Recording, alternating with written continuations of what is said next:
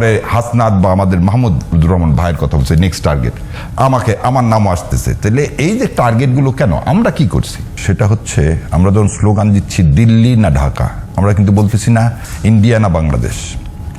দিল্লি না ঢাকা কেন বলতেছি, ভারতে 10 কোটি মুসলমান আছে। আজকে দেখেন ভারতে বহু মানুষ মিছিল করছে, হাসিনাকে যেন ভারত থেকে কি করে দেওয়া হয়, রিমুভ করে দেওয়া হয়। তার মানে ভারতের সাধারণ মানুষের সাথে আমাদের কোনো কনফ্লিক্ট নাই।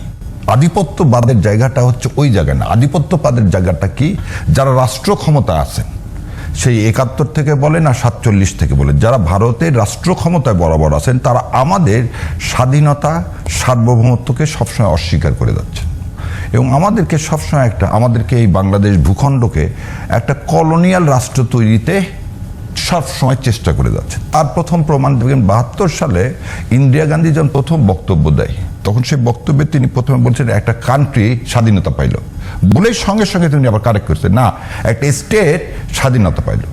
দিস স্টেটমেন্ট, এই ভিডিওটা আপনারা দেখেন, 72 সালে শেখ সাহেবের সাথে যখন তার দিল্লিতে হয়, তখন সাংবাদিকদের বলতেছে যে কান্ট্রি বলে সঙ্গে সঙ্গে সে সেটাকে উইথড্র করলো। সো এই যে আমার ভাই অনেক কথা বললেন, হাদি একটা আইডিওলজি। হাদিকে মেরে কেন অন্যকে মারলে আর হাদির মধ্যে পার্থক্যটা কি?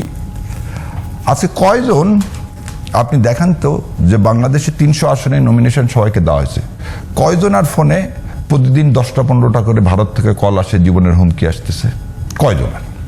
আপনি দেখেন 50 জনের যে লিস্ট, ওই লিস্টের মধ্যে কয়জন আপনি দেখতে পাবেন এমপি ক্যান্ডিডেট, কয়টা দলের পাবেন? সো বিষয়টা আসলে ইলেকশন না, বিষয়টা আসলে বাংলাদেশকে ভয় দেখানো না। আমরা এমন একটা জায়গায় গেছি, সাউথ ব্লক বিশ্বাস করতেছে এদেশে ওই 71-এর বয়ান আর খাওয়ান যাবে না। এদেশে আর ভারতীয় আধিপত্যবাদের যে এদেশের মানুষের সাথে তারা যে সম্পর্ক করতে চায়নি, এদেশে সবসময় একটা পার্টিকুলার দল, মানে আওয়ামী লীগ ছাড়া ভারত সাউথ ব্লক আর কাউকে মেনে নিতে পারে না। এই সিগন্যালটা হাদির মতন যারা আমরা সবসময় আধিপত্যবাদের কথা বলতেছি, সেটা আমরা সাধারণ মানুষকে বোঝানোর চেষ্টা করতেছি। দেখো, ইন্ডিয়া আমাদের সাথে, দিল্লি আমাদের সাথে যে অন্যায় করতেছে, যে বৈষম্য করতেছে, যে কি বলবো আপনাকে, যে আচরণ করতেছে, এবং তার চেয়ে সবচেয়ে বড় কথা, আপনার মাধ্যমে সারা দেশের মানুষের কাছে একটা প্রশ্ন করে যাই।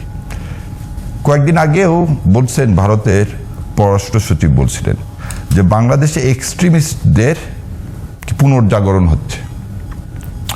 সো আমাদের এখানে রাইটিস্ট মানে আমরা এক্সট্রিমিস্ট, হাদি, আমরা যারা আছি এই হিট লিস্টে, আমরা সবাই এক্সট্রিমিস্ট। তো উনি এক্সট্রিমিস্ট বলতে চাচ্ছেন, তাহলে হাদিকে যে তো অনেক প্রমাণ পাওয়া যাচ্ছে, বলে দিচ্ছে আপনাকে। তাহলে আপনি শেখ হাসিনা যে এক্সট্রিমিস্ট, এতগুলো মানুষকে হত্যা করলো, আপনি তাকে তো জায়গা দিলেন, she is a traitor, she is a terrorist. আপনি তাহলে ভারত পেট্রোনাইজ করতেছেন এক্সট্রিমিস্টকে এবং টেরোরিজমকে, কারণ আপনি তো তাদেরকে জায়গা দিচ্ছেন। আজকে যখন আমরা বারবার একটা দাবি করতেছি, আপনি তো আগে শেখ সাহেবের হত্যার যে লোক, তাকে তো ফেরত দিয়েছেন। আমরা বলতেছি কলকাতায় কোথায় কোথায় আছে, সব তো আমাদের পররাষ্ট্র সচিব যে আপনাকে একদম পুরো লিস্ট দিয়ে দিছে। মানে শাহরিয়ার ভাই, মানে আপনারা যে আধিপত্যবাদের বিরুদ্ধে আন্দোলন করছেন, আধিপত্যবাদের বিরুদ্ধে কথা বলছেন, বাংলাদেশে আমার কাছে মনে হয় আওয়ামী লীগ ছাড়া যে রাজনৈতিক দলগুলো আছে, তারা প্রত্যেকেই এটাকে সমর্থন করে, প্রত্যেকে আধিপত্যবাদের বিরুদ্ধে কথা বলে। বিএনপি তার বেস তো এন্টি ইন্ডিয়ান সেন্টিমেন্ট, তাতে কোনো সন্দেহ নাই। আমার প্রশ্ন হলো, কোনো কারণে কি আওয়ামী লীগ একভাবে তার যে ফেসিজম কায়েম করেছে, ভিন্ন মতকে গ্রহণ করেনি, তাদের উপর দমনপীড়ন চালিয়েছে, এখন কি বাংলাদেশে সেই রকম সিমটম দেখা যাচ্ছে না? না, কারণ আমি দুইটা জিনিস, ভাইয়ের একটা জিনিস বলতে বলতে হয়ে গেলাম। শোনেন, আমি বলছি আদর্শকে, যেমন আপনি বিল্ডিং ভেঙে, এই যে প্রথম আলো আজকে বাড়ায়নি, প্রথম আলো ডেইলি স্টার বাড়ায়নি, আপনি বিল্ডিং পরে কি হয়েছে? আদর্শকে তো আপনি কি করতে হয় না, যেমন ভাই বললো লক্ষ লক্ষ লোক হয়েছে, দেন ডেইলি স্টার হেডলাইন দেখেন লিখছে 1000 মানুষ। সো আপনাকে একটা আদর্শর সাথে যখন আপনি খেলবেন, তখন বিল্ডিং পড়েন না, ওই লোকগুলোকে বয়কট করেন, আপনি দাবি করেন তাদের পেপারের লাইসেন্স ক্যান্সেল করতে।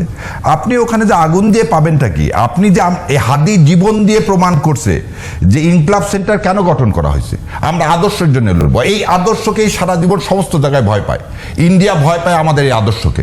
এই যে লক্ষ লক্ষ লোক আজকে যে সংসদ ভবনের সামনে আসলো, মেসেজ ইজ ভেরি ক্লিয়ার যে বা ইন্ডিয়া তুমি যে আধিপত্যবাদ, তুমি আমাকে কলোনি করার যে চেষ্টা এতদিন করছো সেটা বাদ দাও, তুমি এদেশের মানুষের সাথে সম্পর্ক করো, না হলে তুমি ইতিহাস থেকে বিচ্ছিন্ন হয়ে যাবে।